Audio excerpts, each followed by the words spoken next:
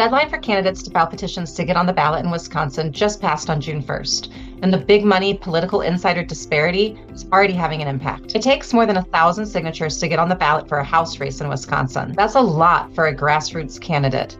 So the system is already favoring political insiders and professional politicians who oftentimes take outside money and have the support of great big PACs. Now, imagine if every single voter who's signing your nomination papers also had $50 in their voter dollars account to designate to the candidate of their choice. That would allow you to have $50,000 to $100,000 raised if every single voter who signed your nomination papers also gave you their voter dollars. Now that is allowing a regular person without a large political network to fundraise directly from voters and have a chance against political insiders. To me, it just makes sense, and it would likely result in us having more candidates that are competitive and that are winning races and want to represent us, the American people.